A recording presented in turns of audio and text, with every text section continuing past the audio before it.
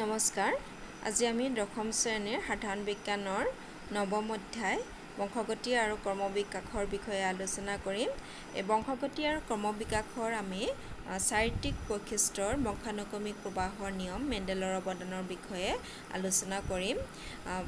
কোনো এটা সন্তানৰ দেহলৈ পিতৃ আৰু মাতৃৰ দুয়োৰে সম পৰিমাণে অৱদান থাকে যিকোনো এটা চাৰিত্ৰিক বৈশিষ্ট্যৰ কাৰণে, আৰু সেইকাৰণে সন্তানৰ প্ৰত্যেকটো চৰিত্ৰৰ বাবে দুটা সংস্কৰণ থাকিব লাগিব। আৰু মেণ্ডেলে এনে চৰিত্ৰৰ বংশানুক্ৰমিক প্ৰবাহৰ নিয়মৰ বিষয়ে সমিধান দিছিল। গ্ৰেগৰ জোহান মেণ্ডেলৰ জন্ম হয় 1822 চনত আৰু মৃত্যু হয় 1884 চনত। তেখেতে ধৰ্মীয় মঠত শিক্ষা লাভ কৰি ভিয়েনা বিশ্ববিদ্যালয়ত বিজ্ঞান আৰু অংকশাস্ত্ৰ পঢ়িবলৈ গৈছিল। ইয়াৰ পিছত পুনৰ ধৰ্মীয় মঠলৈ উভতি আহি মটৰ মাহৰ গছৰ ওপৰত তেওঁ পৰীক্ষা চলাইছিল।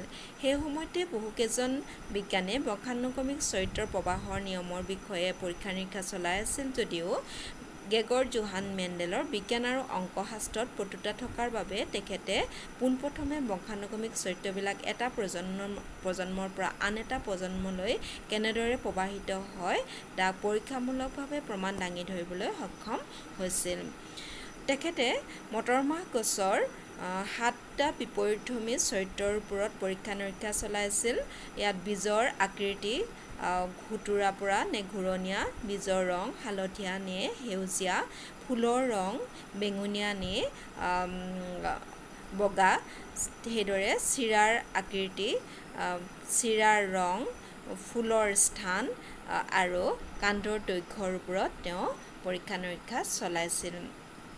তেখেতে বিশুদ্ধ ওখ আৰু বিশুদ্ধ চাপৰ মটৰমাহ গছৰ মাজত ইতৰ পৰাগণ ঘটাই, অৰ্থাৎ এপাহ ফুলৰ পৰাগৰেণু আনি আন এজোপা গছৰ গৰ্ভমুণ্ডত দি পৰাগযোগ ঘটাইছিল, আৰু ইয়াৰ ফলত যিখিনি গছ পাইছিল F1 জোনত প্ৰথম অপত্যজনত এই আটাইবিলাক গছ ওখ পাইছিল।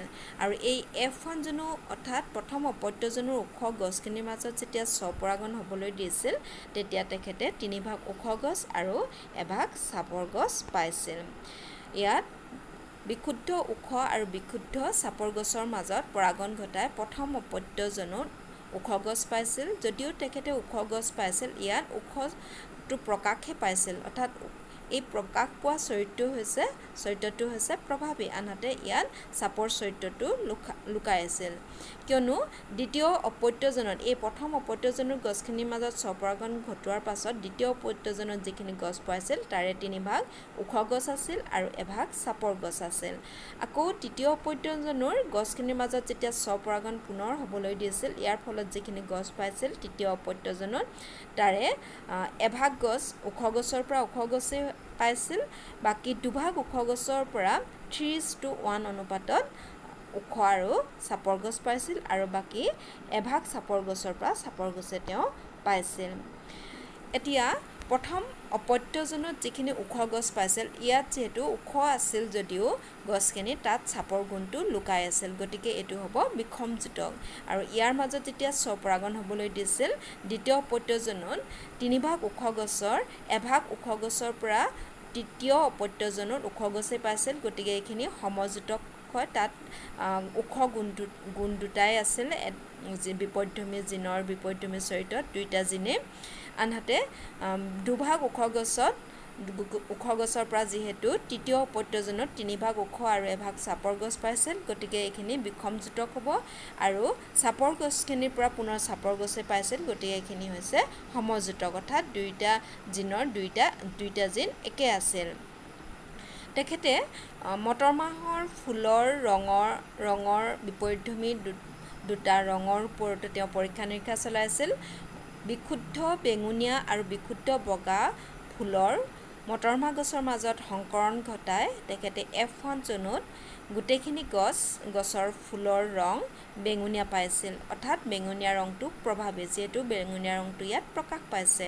আৰু F1 জোনৰ যিখিনি গছ পাইছিল সেই গছখিনিৰ মাজত পুনৰ স্বপৰাগন হ'বলৈ দিছিল স্বপৰাগনৰ ফলত F2 জোনত যিখিনি গছ পাইছিল সেই গছখিনিৰ 3 ভাগ গছ আছিল ওখ 3 ভাগ গছৰ ফুলৰ ৰং আছিল বেঙুনীয়া আৰু এভাগ গছৰ ফুলৰ ৰং আছিল বগা গতিকে যিবিলাক যৌন প্ৰজননকাৰী জীৱ আছে যৌন প্ৰজননকাৰী জীৱবিলাকৰ ক্ষেত্ৰত কোনো এটা শাৰীৰিক বৈশিষ্ট্যৰ কাৰণে জিনৰ দুটাকৈ প্ৰতিলিপি থাকে আৰু ইয়াত যিটো যদি জিনৰ প্ৰতিলিপি দুটা একে নহয় তেনেহলে যিটো চৰিত্ৰ প্ৰকাশ পাব সেই চৰিত্ৰটোক প্ৰভাৱী বুলি কোৱা হয় আৰু যিটো প্ৰকাশ নাপায় সেইটো অপ্ৰভাৱী বুলি কোৱা হয় আনহাতে এই বিপৰীতধৰ্মী যি দুটা চৰিত্ৰ সেই চৰিত্ৰ নিয়ন্ত্ৰণ কৰা জিন দুটাৰ প্ৰত্যেককে এটাক আনটোৰ এলিল বুলি কোৱা হয় আশা কৰোঁ তোমালোকে